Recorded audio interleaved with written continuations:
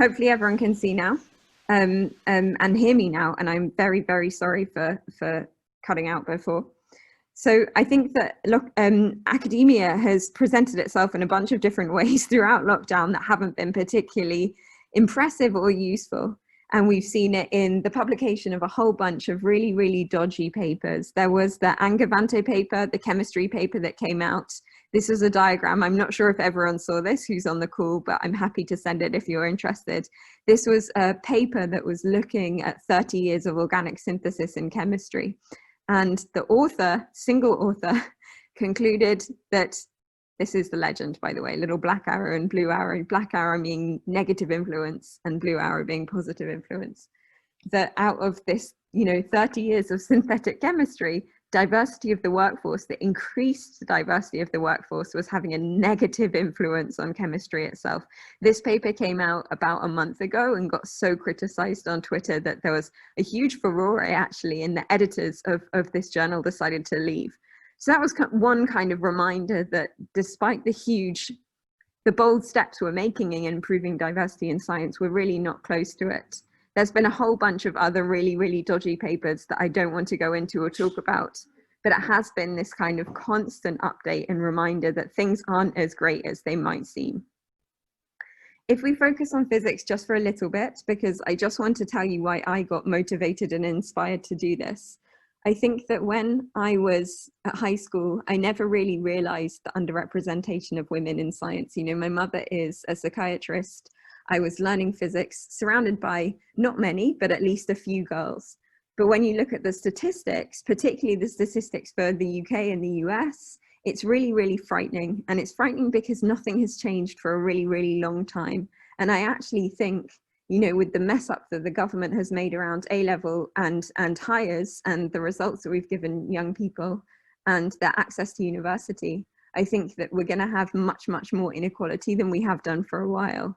And we can see the statistics. The statistics are very clear. If we take something like physics A-level, the number of girls, the representation of girls in physics classroom hasn't changed from about 20 to 25% for 10, 20, 30, 40 years. Everything is the same. We've really, really never peaked beyond a quarter of physics A-level students are girls. And we know that across the whole of the UK, about 10% of physics faculty at all different career stages are women.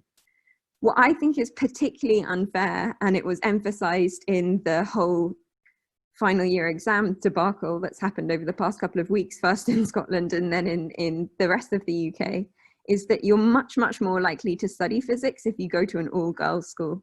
So we don't only have this huge gender inequality, we have a massive, massive class inequality. And this is something that really motivated me throughout my PhD, throughout my postdoc, and now kind of starting my independent scientific career, to try and think about ways that we could end this inequality and think about ways we could better celebrate and champion the phenomenal scientists who are working in physics and all of these different disciplines. Something else that I think is quite striking when you look at the data is how overwhelmingly white physics is. And actually something that I've really tried to do in my Wikipedia editing is better represent people of color on Wikipedia, because it's all well and good writing Wikipedia pages about fantastic women scientists, but actually women of color scientists are particularly poorly represented. So something I've been thinking about a lot is how all of us, with anyone with any kind of position that they can act upon it, really needs to start thinking about ways we can improve the representation of people of color in science. Just to give you a kind of idea of just how terrible the situation is in the UK, Black students make up about 1.7% of physics A-level students, so final year physics graduates. I think it's almost the same in hires, but I can't be exactly sure, probably a little bit less. This is the real huge fact. Black faculty only make up 0.1% of physics faculty. So when you look at universities around the UK, we're incredibly white and incredibly male dominated. I think the thing that kind of frustrated me is how far away we are from getting to equality. If you're, again, interested in this, I'm happy to send anything on later on. There was a kind of wonderful and humongous data science project a couple of years ago looking at the gender balance in scientific publications And this guy, Luke Holman, a data scientist, took 10 million scientific papers. And I think, assuming he didn't do this manually and he scraped them for data, but he looked at the last 15 years and compared gender balance in different disciplines. And when you take something like life sciences, we're about 15 years away from getting to equality. So we're not that far away from getting to equality if you take something like biology. I think it was interesting, actually, I just caught the beginning of the discussion about who you're going to write about and how you assume that biology is a little bit better represented of women. But when you look particularly in women at the top, they're not as well represented as they should be. But if you take a subject like physics, we're 260 years away from gender equality. And it was this kind of thing, it was learning these kind of facts that really prompted me to want to do something myself and to want to act upon it. I've become really interested in why women are so underrepresented. And I guess it's a question that lots of you ask yourselves too. I think if you're interested in discussing it or reading about it, there's some fantastic books that look at the way science was taught in the UK in the late 1800s and early 1900s. And it's looking in kind of all different schools across the UK, actually, in the incredible women scientists who there were. And what I find fascinating about this is at this time, you know, end of the Victorian era, there were actually a huge number of women scientists and a huge number of women working largely without qualifications because universities wouldn't let them graduate, often teaching in high schools. So you have this time in history when girls in the UK particularly were absolutely nailing it at science. They were absolutely the best. They were probably the best worldwide. Boys were studying things like Latin and Greek, and girls were studying physical sciences. You know, they were in labs. They were doing really incredible things. And then there was a report, a government report in 1923, which is called the Haddo Report. And this report basically said, one of the most important aims of going to school, the reason that we send girls to school, is so that they can learn to be a mother. And this academic trend, this trend of them doing so well in their science classes, actually implies that they won't be very good at that. It went on, and I'm not going to spend much time on it, but if you want to read it, I'm happy to send it to you. It's so fascinating. But it said that that women, young women, didn't have the right amount of hemoglobin.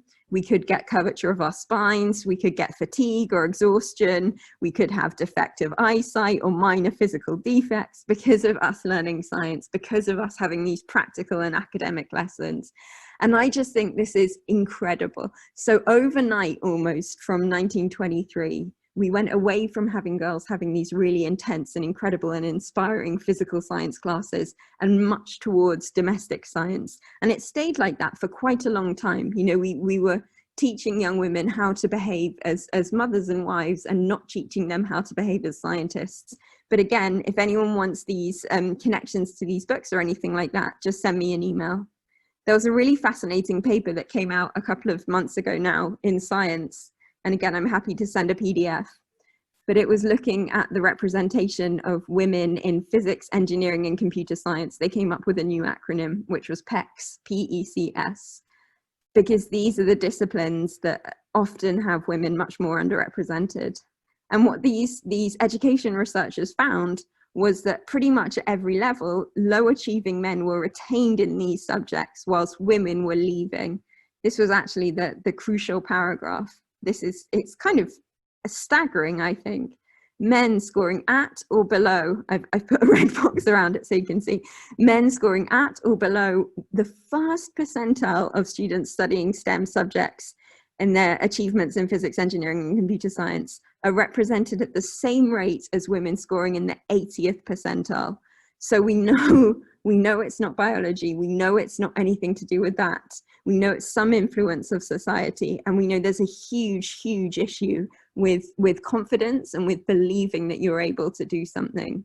And I think girls learn from a really, really young age that they're told, they shouldn't learn it because it's not true, but they're told from a really, really young age that they're able to achieve different things to boys, and they're told this consistently, and they're told it in the clothes we buy them and the sweets we give them and the toys we give them and the books that they read. They're told that they're not there to be as successful as boys, particularly in these different in scientific disciplines or scientific endeavors. There's been a couple of really big, bold examples in the past couple of months. there are currently not a single woman's name is mentioned in the GCSE science national curriculum. I'd be so interested in how women are represented in hires, because there have been so many phenomenal Scottish women scientists. But we should see, my friend's done a study for Irish textbooks, we should see that too. And in the States, there's been very, very, very bad representation of women in color in their textbooks, and I presume the same is true here. So we know that society is telling young women one thing. We know that we're not properly representing women scientists when we talk about the legacy and the history of science. And all of these things kind of combined inspired me to have to start acting, to have to start doing something. So I read this incredible book called Inferior by Angela Saini. And Angela is a science writer. Well, first and foremost, she's an engineer turned science writer, and now an award-winning science writer who takes on lots of different and difficult issues. Her most recent book looks at race science and racism perpetuated in academia. And in Inferior, you can kind of tell from the cover the true power of women in the science that shows it. Angela set out to look at all of the science that had been done to show that women were inferior to men, so intellectually inferior. What scientific experiments had been carried out by who and what was their agenda? And what she shows quite strikingly is how the bias of the scientist conducting the experiment and analyzing the data impacts the way that experiment is interpreted and reported. And actually there were a whole bunch of very questionable neuroscience studies in the kind of late 90s, probably late 80s, early 90s, that really set out to show that women were inferior to men. And that idea has stuck. So even though, in the past 100 years, women have had the right to vote, the right to own property, the right to graduate from university, we're still stuck in a society that tells women that they can achieve different things to men.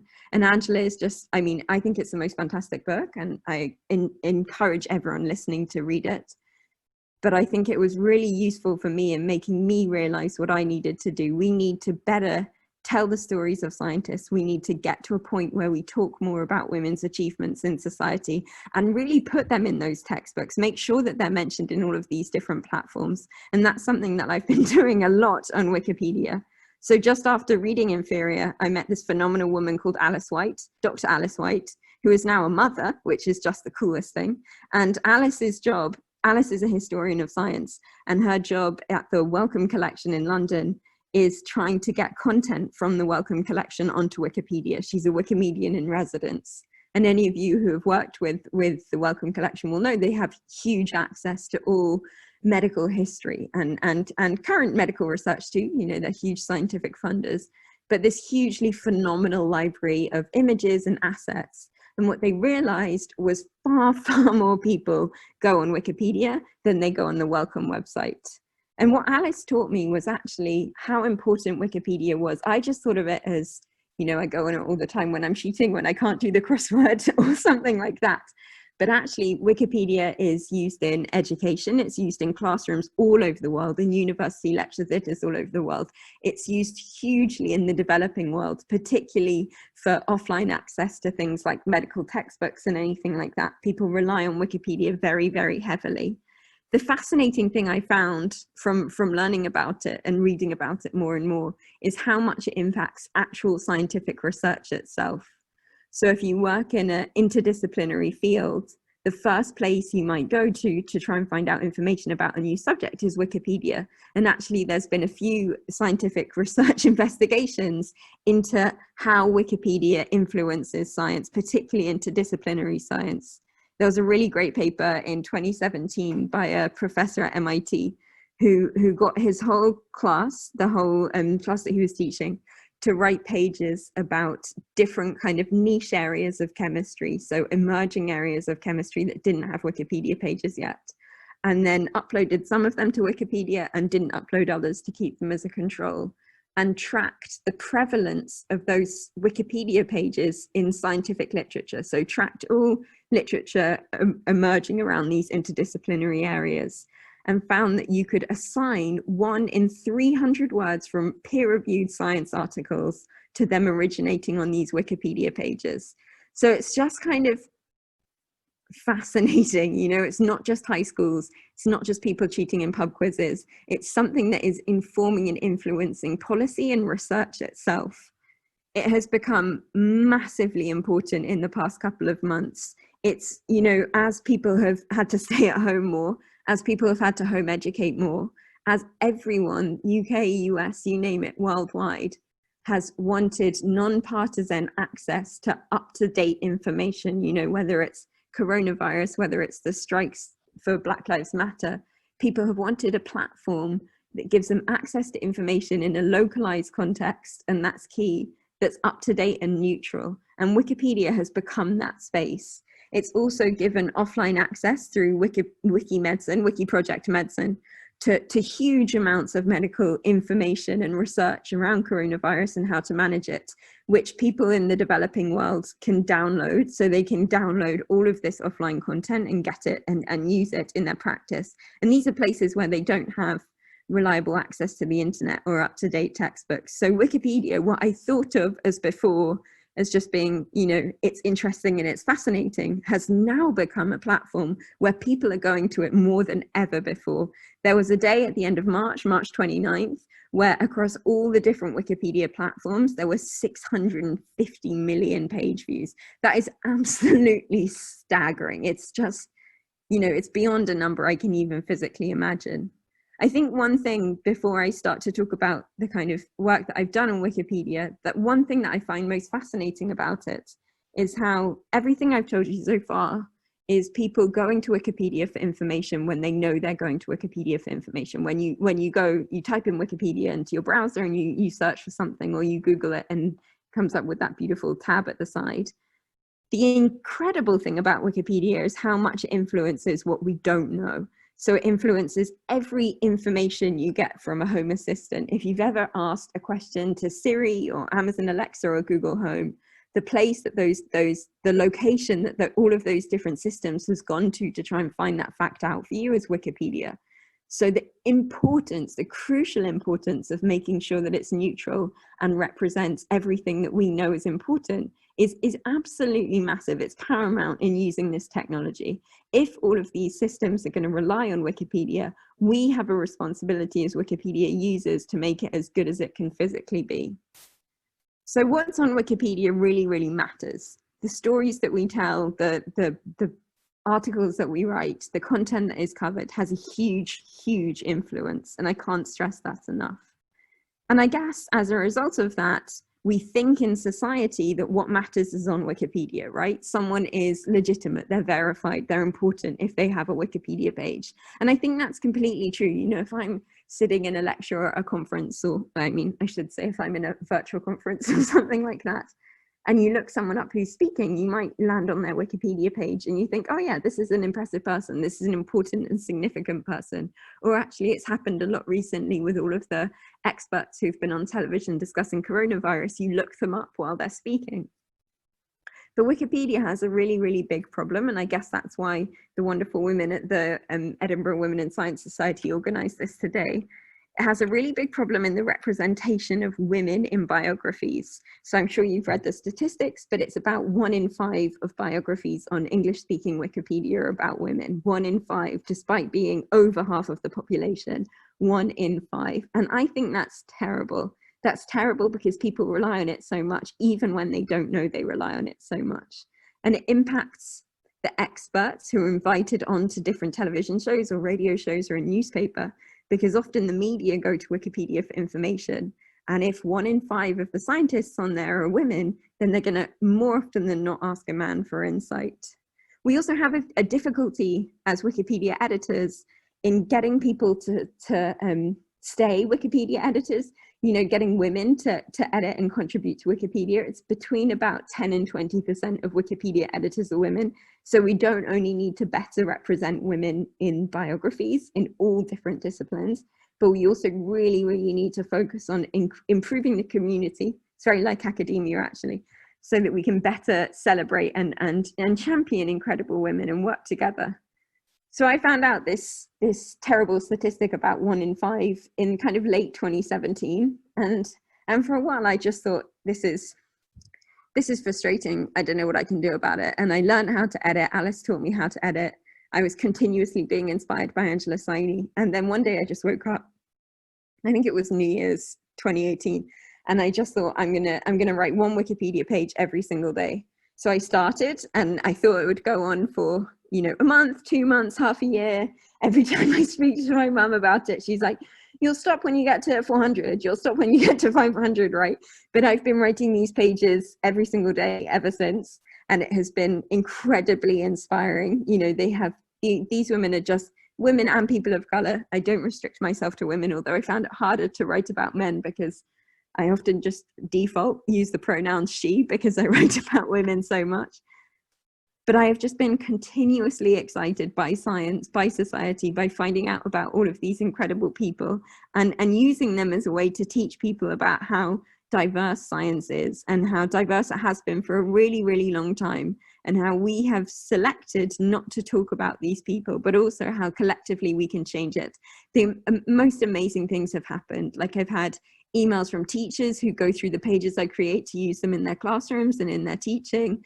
I've had emails from lots of these different academics when they're about to present at a scientific conference and someone reads their Wikipedia page as their kind of short introduction, which is incredibly common, which is, it's just so it's kind of, I don't know, I find it absolutely wonderful that you've written this short biography and then it gets read out on all of these kind of plenary and important stages. I've had emails from people's families who perhaps the scientist has unfortunately passed away, or in some cases it's kind of great-great-grandchildren who stumbled across the Wikipedia page and found it. So you have all of these incredible interactions far beyond the page itself. I just checked while I was waiting for my internet to reconnect again, and I've written 1,099 pages. So tonight is a big night for my editing, and I didn't even realize it. I'm going to tell you about 2 examples and then let you get to doing your editing, or join you in doing the editing. The most incredible woman ever, I think, on planet Earth right now is a woman called Gladys West. She is an African-American woman who was born in Virginia in the 1930s. And she started studying maths in a time when not many women were studying maths worldwide, and particularly not many African-American women in the United States. She ended up working for the US government, and she did kind of the early computing and programming for GPS technology. So she did all the mathematical models that now let us use sat-nav and everything like that. And when I made the Wikipedia page, it was kind of hard to find information about her, because if you work for the government, it's very hard to find information out. But I managed to find all of these kind of documents and these secret reports. Then, about half a year later, she got nominated to the BBC Top 100 Women, which was just the coolest thing. Like, she was on the front page of the BBC. The page views on Wikipedia went through the roof because everyone was looking up this fantastic woman. Later that year, she got inducted into the US Air Force Hall of Fame, which means that now we get all of these beautiful Creative Commons licensed images that we can now use of Gladys West, because anything that the US government image-wise has taken gets put on Wikipedia because it's all open access. So now her page looks beautiful. There's fantastic things about her. The best part, though, by far, is that she's almost 90. I think she's maybe 90 this year. And she's just finished her PhD by distance learning. So you start these pages and you think, a 90-year-old, it's not going to change that much, but they continue to grow and expand, and it's just incredible. One more example about how quick Wikipedia can happen. I'm sure you remember this beautiful image of a black hole. It was the first direct image taken of a black hole, captured of a black hole, I should say, by a team of computer scientists all over the world. But one of those computer scientists was a young woman called Katie Bauman, who you might remember. She was in every single image on the newspapers and the coverage that followed this.